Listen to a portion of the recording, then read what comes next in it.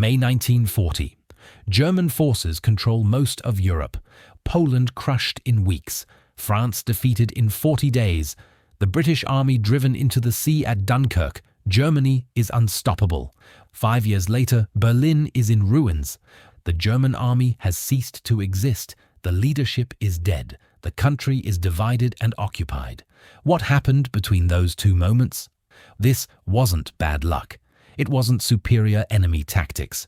It wasn't even the atomic bomb, which was never used in Europe. This was systematic strategic incompetence on a scale the world had never seen.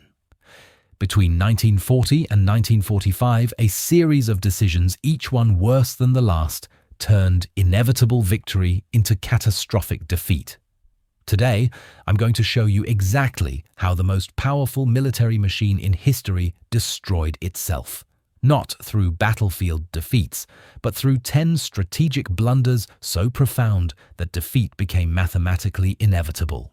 And here's what you need to understand before we begin. These weren't random mistakes. They were connected. Each blunder made the next one more likely. Each failure put Germany in a weaker position for the next decision. By 1943, Germany was locked into a trajectory that could only end one way. So the question isn't whether Germany lost. The question is, could they have won if just one of these decisions had been different? Stay with me, because by the end of this video, you'll understand why the answer might surprise you. But first, we need to talk about the single greatest missed opportunity in military history. Before we dive in, if you're interested in deep-dive historical analysis of World War II strategy and decision-making using primary sources and academic research, I'd really appreciate if you'd hit that subscribe button. It helps the channel grow and lets me know you want more content like this. And as we go through these 10 blunders, drop a comment telling me which one you think was the most catastrophic. I read every comment and I'm genuinely curious what you think. All right, let's get into it. Summer 1940. France has surrendered. The British army evacuated at Dunkirk, abandoning nearly all its heavy equipment on the beaches. Britain stands alone. Germany controls the entire European coastline from Norway to Spain. The German army is the most powerful land force on Earth. The Luftwaffe outnumbers the RAF in total aircraft, but the advantage is smaller than it appears. German fighters can only stay over Britain for about 20 minutes before running out of fuel.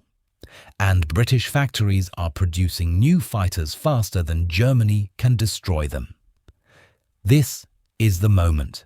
And yet, Germany waits. Why? Why didn't Germany invade when Britain was at its weakest? The answer reveals something fundamental about the German military, a weakness that would cost them the entire war. But before I explain that, you need to understand just how close Britain came to disaster. The plan was called Operation Sea Lion. Hitler issued the directive on July 16, 1940. The invasion was scheduled for September. But the plan required 3 conditions, all of which had to be met simultaneously. Complete air superiority over the English Channel. Naval superiority to protect the invasion fleet. Heavy artillery controlling the Dover-Calais Strait. Germany achieved none of them. The Luftwaffe launched the Battle of Britain, waves of bombers attacking British airfields, trying to destroy the Royal Air Force on the ground. It didn't work. The RAF fought back, and something unexpected happened. The longer the battle went on, the stronger the British became. Factories churned out replacement aircraft faster than Germany could destroy them. American supplies began arriving. Pilots from Poland, Czechoslovakia, and across the Commonwealth joined the fight. By September, the Luftwaffe had failed to achieve air superiority. The invasion was postponed, then postponed again.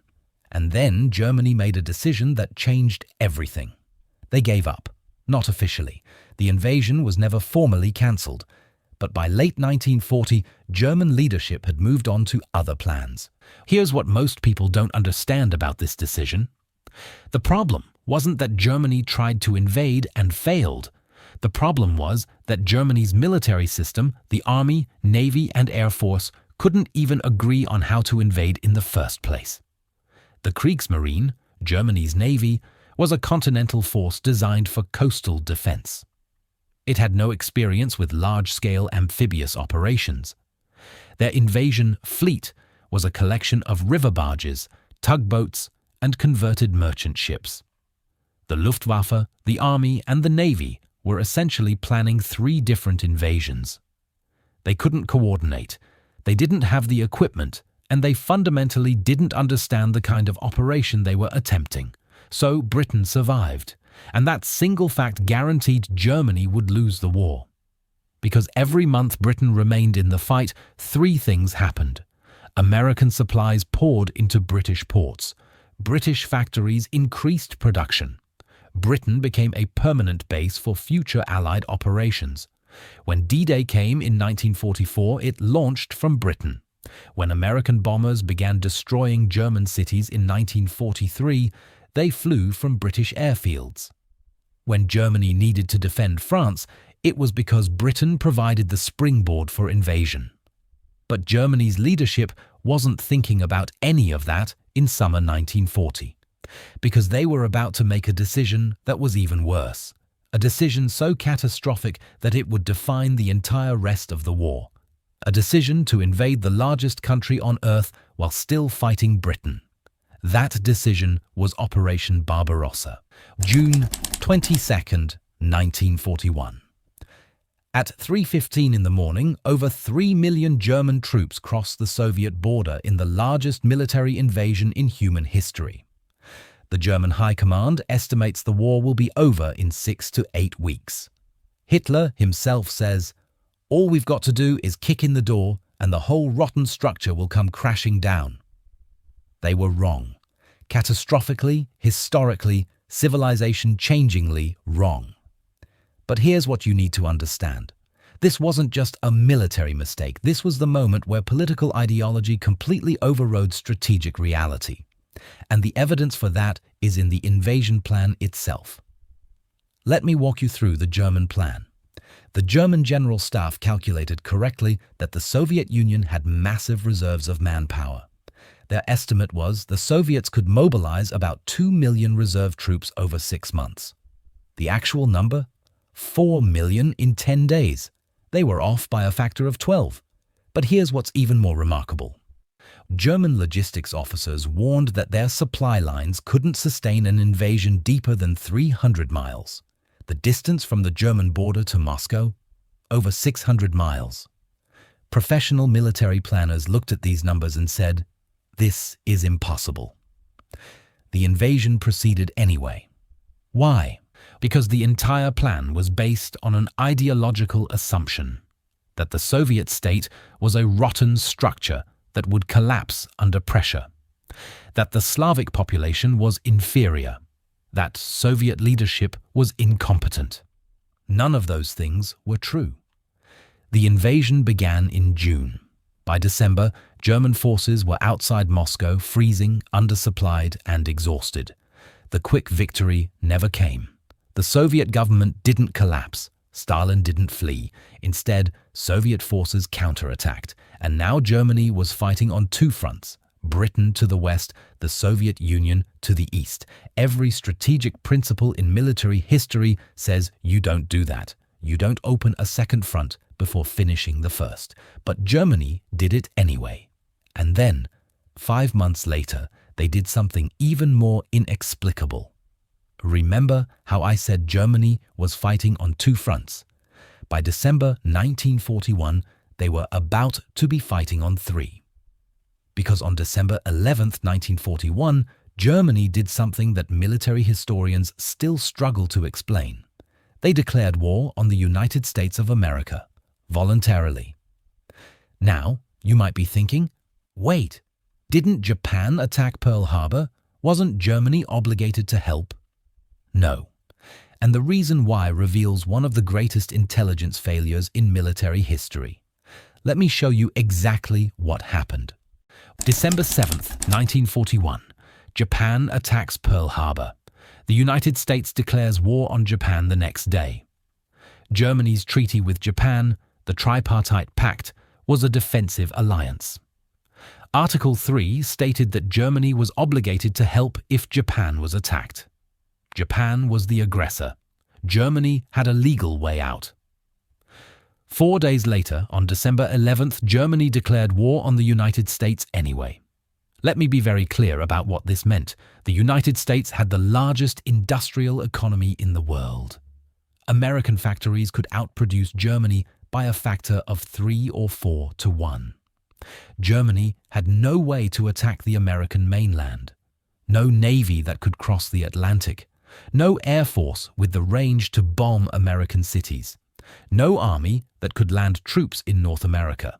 But America could absolutely reach Germany. American bombers could strike Berlin. American ships could supply Britain. American troops could land in Europe. So the strategic calculus was simple. Germany was declaring war on an enemy it couldn't hit, but who could definitely hit back.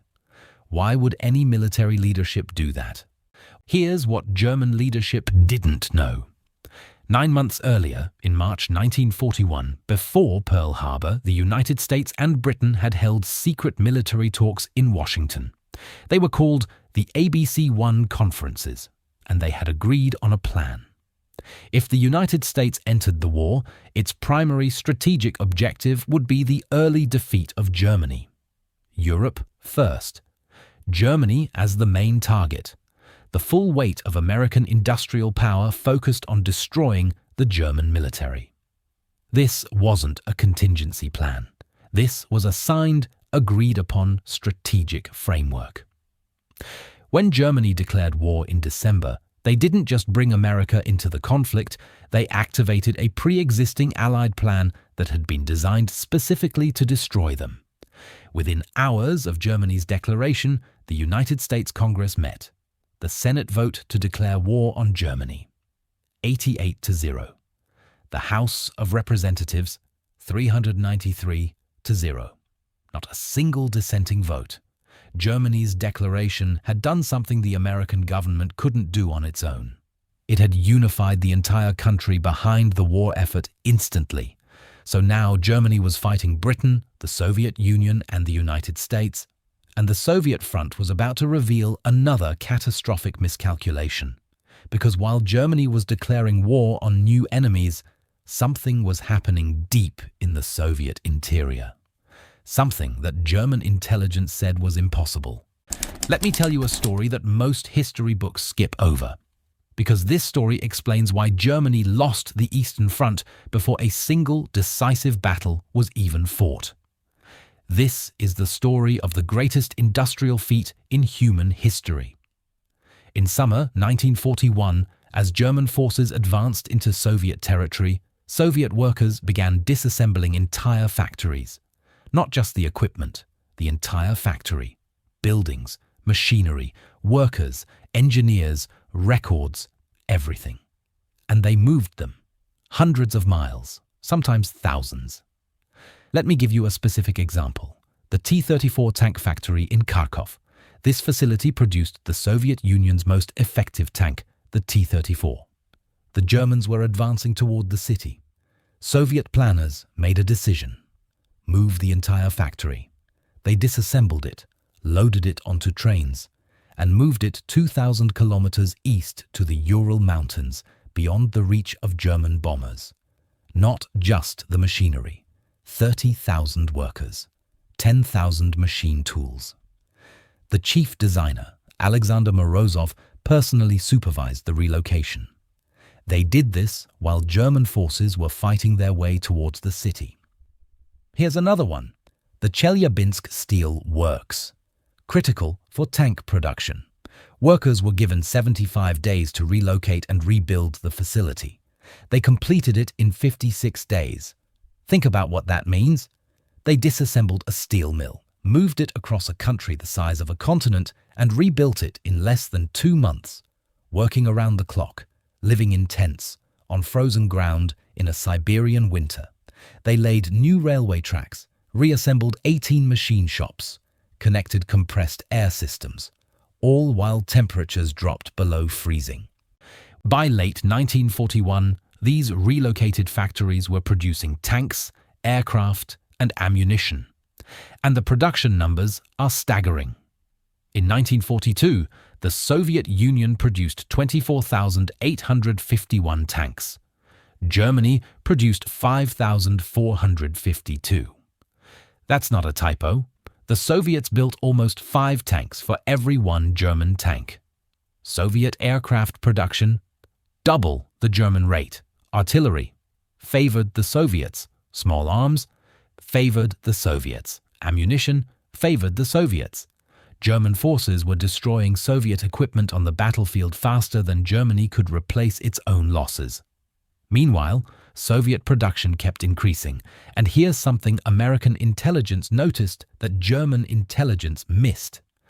In late 1940 and early 1941, before the invasion, American military attachés in Moscow reported something strange. They saw machinery and skilled workers moving east. Months before Barbarossa began, the Soviets were preparing. They knew the invasion was coming, so Germany was now fighting an enemy with superior production capacity and unlimited manpower. But production doesn't win battles. Tactics do. Strategy does. Professional military leadership does. And that's where Germany's next blunder comes in. Because while the Soviets were learning to trust their generals, Germany was doing the opposite. The German military built its reputation on something called Auftragstaktik, mission-based command. The idea was simple. Give your subordinate commanders an objective, trust them to figure out how to achieve it, and don't micromanage the details. It's what made the German army so effective in 1939 and 1940. By 1942, that system had been completely destroyed. Here's how it worked in practice. Summer 1942. German forces are advancing towards Stalingrad and the Caucasus oil fields. The plan requires splitting forces between 2 objectives. Professional military officers argue this violates basic doctrine. You don't divide your strength when attacking. The order comes down anyway. Split the forces. This happened over and over. December 1941. German forces are outside Moscow in the middle of a brutal Russian winter. Generals request permission to withdraw to defensive positions where they can regroup and wait for spring. The answer? No. Hold every position. No retreats. Thousands of German soldiers froze to death holding ground that had no strategic value. Equipment broke down and was abandoned. Units were destroyed defending positions that could have been retaken later. Professional military judgment was replaced with ideological determination. And here's what makes this even more remarkable. The Soviets did the exact opposite. In 1941, Stalin made the same mistake. He refused to allow retreats. He ordered units to hold pointless positions. Soviet casualties were catastrophic. But by 1943, Stalin had learned. He began trusting his generals. Marshal Georgy Zhukov and Marshal Alexander Vasilevsky were given operational freedom. Soviet military planning became increasingly professional. Meanwhile, German command structure became more rigid, more dysfunctional, more divorced from military reality. The 2 systems effectively crossed paths. The professional German military became ideologically rigid. The ideological Soviet military became professionally competent. And this rigid command structure, this refusal to trust professional military judgment, was about to cause the single greatest disaster in German military history. A disaster so complete that it shattered the myth of German invincibility. A disaster where an entire army of 300,000 men was destroyed. Not in a battle, in a trap. That disaster was Stalingrad. August 1942. German forces reached the city of Stalingrad on the Volga River. The city has symbolic value. It's named after Stalin. Capturing it would be a propaganda victory. But from a strategic perspective, Stalingrad isn't particularly important. The real objective is the Caucasus oil fields to the south. Germany desperately needs that oil. German forces get pulled into urban combat, street fighting, house-to-house battles, the kind of warfare that negates every German advantage in tanks and aircraft. Months pass, casualties mount, more troops are committed. The symbolic value of the city becomes more important than the strategic objective. And then, in November, the Soviets do something brilliant. They don't attack Stalingrad directly, they attack somewhere else entirely. November 19th through 23rd, 1942. Operation Uranus. Soviet forces launch a massive counter-offensive, not against Stalingrad, but against the flanks. The positions are held by Romanian and Italian units with inferior equipment and lower morale. The flanks collapse. Soviet armored columns drive deep behind German lines. They meet west of Stalingrad, completing the encirclement. Approximately 300,000 German and Axis troops are trapped inside the pocket. And here's where the decision that defined the entire disaster was made. November 23rd and 24th. General Friedrich Paulus, commander of the 6th Army, sends urgent requests to High Command. His message is clear. We need to break out immediately. Escape routes still exist. If we move now, the army survives. The reply comes back from Hitler's headquarters. No, hold Stalingrad. The Luftwaffe will supply you by air. Reichsmarschall Hermann Göring personally promises Hitler that the Luftwaffe can deliver 500 tons of supplies daily. The 6th Army needs at least 700 tons per day just to survive. The Luftwaffe delivers an average of 117 tons per day. By December, troops are starving. Medical supplies run out. The temperature drops to -40 degrees. January 1943. Soviet forces begin the final assault. February 2nd, 1943. The 6th Army surrenders. 91,000 German soldiers march into Soviet captivity. Let me tell you what happened to them. Of those 91,000 prisoners, only 5,000 to 6,000 ever returned home. That's a survival rate of about 5.5%. Most died of starvation, disease, and forced labor in Siberian camps. The numbers for the entire battle are staggering. Total Axis casualties: over 800,000 dead, wounded, missing, or captured. Soviet forces recovered 250,000 Axis corpses in and around Stalingrad. Soviet casualties were even higher, over 1 million. 40,000 civilians died. But here's the strategic difference. The Soviets could replace their losses. Germany couldn't. And Stalingrad wasn't an isolated mistake, because the order that destroyed the 6th Army, hold at all costs, no retreat, would be repeated again and again across the Eastern Front, creating pocket after pocket, disaster after disaster. Let me show you why. Quick reminder, if you're finding this analysis valuable and you haven't already, please take a second to like this video. It really helps with the YouTube algorithm and lets me know this type of deep dive content is what you want to see more of. Alright, back to the story. Military doctrine is very clear on this point. You hold important positions, you trade ground for time when necessary, you preserve your forces for counterattacks, you don't waste troops defending positions you can't hold. By 1943, Germany was doing the opposite.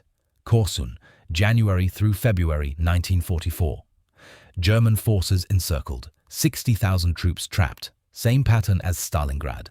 Multiple other pockets across the Eastern Front. Demyansk, home. Velikiye Luki, every time the same orders. Hold fast, no retreat. Every time, Soviet forces simply encircled the position and destroyed it. And here's the tragic irony. The reason Hitler kept issuing these no-retreat orders was because of a success. The Demyansk pocket, February through April 1942. 100,000 German troops encircled. The Luftwaffe managed to supply them by air. They eventually broke out. It worked. 8 months later, when Stalingrad was encircled, Göring promised he could repeat the victory from Demyansk. What he failed to mention: Demyansk was 100,000 men. Stalingrad was 300,000. The supply requirements were 3 times higher, the distance was farther, the weather was worse. The successful airlift at Demyansk created a fatal precedent that made the disaster at Stalingrad seem viable. So Germany was losing entire armies on the Eastern Front. But they were also fighting in Italy and France and the Balkans and Norway. And here's the problem with that. When you're trying to defend everywhere, you end up defending nowhere. Summer 1944, before D-Day. Germany has approximately 60 divisions in France and the Low Countries, 150 divisions in Russia, 20 divisions in Italy, garrison forces in Norway, Denmark, the Balkans. These forces can't support each other. Troops in France can't help in Russia. Forces in Italy can't quickly reach France, and the Allies can choose where to attack. The German High Command has to guess. Where will the main blow fall? They guess wrong. They expect the main Soviet offensive in summer 1944 to hit Army Group North Ukraine in the south. So they strip forces from Army Group Center in Belarusia and send them south. They redeploy 1/3 of Army Group Center's artillery, half of its tank destroyers, and 88% of its tanks. This leaves Army Group Center hollowed out. June 22, 1944. Operation Bagration. The Soviets attack Army Group Center, exactly where Germany is weakest. They don't just break through the lines. They disintegrate an entire army group. It's the worst German defeat of the entire war. Worse than Stalingrad in terms of forces lost. And it happened because Germany was trying to defend everywhere and ended up defending nowhere strongly enough. By late 1944, Germany was losing the war of production, losing the war of manpower, losing ground on every front. So German leadership made a desperate gamble. They decided that instead of building more conventional weapons, they'd pursue a technological miracle. Wonder weapons that would change the rules of war. It didn't work. Late 1943.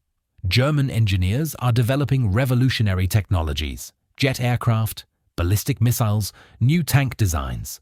Some of these weapons were genuinely advanced. The Messerschmitt Me-262 jet fighter was faster than any Allied aircraft. The V-2 rocket was the world's first long-range ballistic missile. Here's the problem. Germany didn't need wonder weapons. Germany needed more of the weapons that already worked. Let me tell you about the Messerschmitt Me-262. In its first major engagement, 5 or 6 Me-262s attacked American bomber formations. They scored 6 confirmed kills with 0 losses. The aircraft was a technological marvel. Faster, better armed, completely superior to anything the Allies had. Germany built about 1,430 of them. Only about 300 ever saw combat. They never had more than 36 in the air at the same time. 36 aircraft, against Allied bomber fleets of 2,000 aircraft conducting daily raids. Why so few? The real bottleneck was the engine, the Junkers Jumo 004 jet engine. It was catastrophically unreliable. It required complete overhaul every 10 to 25 hours of flight time. And it required strategic materials Germany didn't have: nickel, cobalt, molybdenum. They had to use inferior substitute materials, which made the engines even more unreliable. The Germans also made a strategic decision in mid-1943 to convert some Me-262s into bombers, which diverted about 30% of production and delayed fighter deployment by several months. But the real tragedy? In one Allied bombing raid, 60 Me-262s were destroyed on the ground before they ever saw combat. And then there was the V-2 rocket program. Germany spent an estimated amount that exceeded 50% of what America spent on the Manhattan Project, the atomic bomb. The V-2 caused some damage to London, but it had 0 strategic impact on the war. Those resources could have built thousands of conventional aircraft or tanks that might have actually made a difference. By late 1943, German leadership knew they couldn't win a conventional war of production against the Soviets and Americans. So the wonder weapon strategy was a desperate gamble, trying to find a technological silver bullet that would bypass their industrial deficit. They were no longer trying to win the war of production. They were trying to change the rules of war itself. It didn't work. By late 1944, the strategic situation was hopeless. The Soviets were advancing from the east, the Western allies from the west. German cities were being bombed around the clock. The rational decision was to seek terms and end the war. Germany fought on for another 6 months, and that final decision cost more lives than any other. By late 1944, professional military assessment was unanimous. The war was lost. Continuing to fight would only increase casualties and destruction. Germany fought on until May 1945. Why? What did those final 6 months accomplish? More German soldiers died. More German cities were destroyed. More civilians died in bombing raids. More prisoners in camps died before liberation. Berlin fell in May 1945 after brutal street fighting that killed tens of thousands. The city was reduced to rubble. Soviet forces took massive casualties. German defenders died by the thousands. None of it changed the outcome. By 1945, military strategy was no longer relevant to German decision-making. Hitler had stated as early as 1942 that if the German people couldn't win, then it should disappear. The decision to fight to the end wasn't a strategic choice. It was the fulfillment of a self-destructive ideology.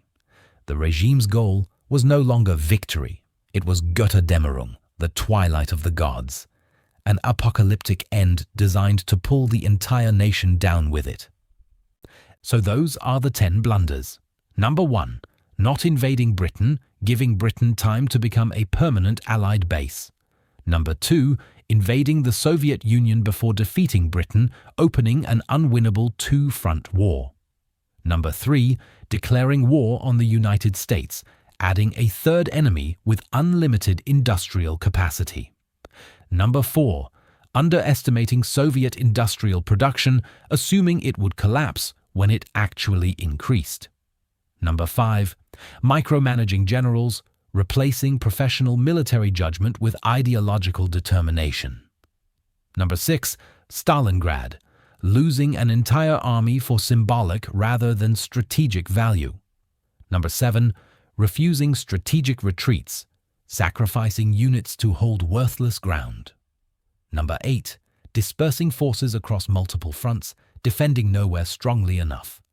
Number 9, prioritizing wonder weapons over mass production of proven designs. Number 10, fighting to the bitter end, causing 6 more months of pointless destruction. Notice what's not on this list. Moral failures. War crimes. Those were catastrophic in their own right, but they're not what we're analyzing here. We're looking at pure strategic decision-making. And what we see is a pattern.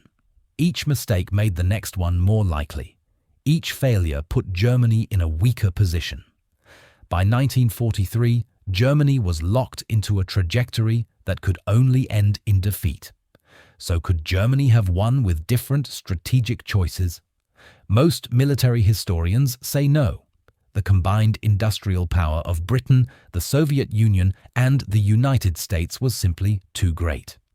But some historians argue that different choices in 1940 and 1941 might have led to a negotiated peace.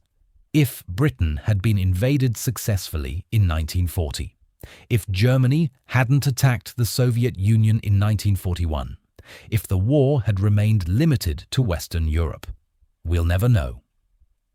What we do know is this: the strategic decisions Germany actually made led directly to total defeat. And that's the lesson. Strategy matters.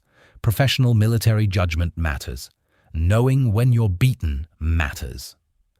Germany in 1939 had the most powerful military in the world. By 1945, that military was destroyed, not because of lack of courage, not because of inferior equipment, because of systematic strategic failures that made defeat inevitable. Those are the 10 strategic blunders that lost World War II for Germany. If you found this analysis useful, I'd appreciate if you'd like the video and subscribe to the channel. I analyze World War II strategy and decision-making using primary sources and academic research. Drop a comment telling me which blunder you think was most catastrophic.